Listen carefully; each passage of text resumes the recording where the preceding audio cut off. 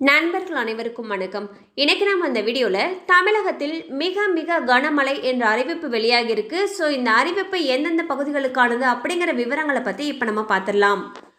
தென்மேற்கு வங்கக்கடல் பகுதியில் வளிமண்டல சுழற்சி நிலவி வருகிறது.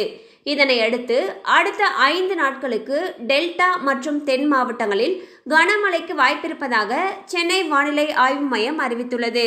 இதன்படி பார்க்கும் பொழுது திருநெல்வேலி, தூத்துக்குடி, தென்காசி மற்றும் கன்னியாகுமரி ஆகிய மாவட்டங்களில் நேற்று இரவு முதல் விடாது அதி கனமழை வெளுத்து வாங்கி வருகிறது.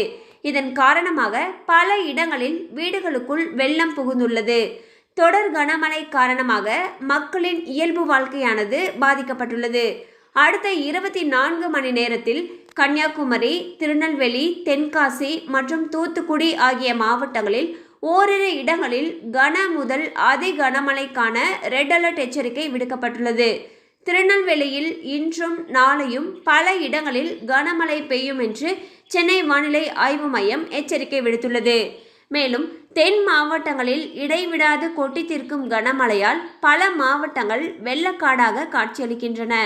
இதனால் மக்கள் வீட்டை விட்டு வெளியே வர முடியாத சூழ்நிலையில் தவிக்கின்றனர்.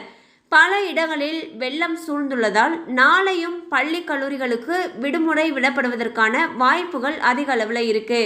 ஸோ பார்த்தீங்கன்னா தென்மேற்கு வங்கக்கடல் பகுதியில் இருக்கக்கூடிய வளிமண்டல சுழற்சி காரணமாக தென் மாவட்டங்கள் மற்றும் டெல்டா மாவட்டங்களில் நேற்றிலிருந்தே பல இடங்களில் கனமழை கொட்டி வருகிறது. அதன் காரணமாக இன்று பல மாவட்டங்களில் இருக்கக்கூடிய பள்ளி கல்லூரிகளுக்கு விடுமுறை அறிவிச்சிருந்தாங்க.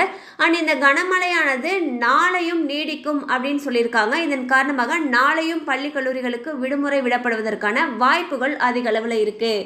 கண்டிப்பாக இந்த அப்டேட் உங்களுக்கு பயனுள்ளதாக இருந்திருக்கும் நம்புகிறோம். மேலும் இது போல் அப்டேட்ஸ் உங்களை உடனே ரீச் ஆகணும்னு நினச்சிங்கன்னா நம்ம சேனலோடு தொடர்ந்து இணைந்திருங்கள். தேங்க்யூ ஃபார் வாட்சிங்.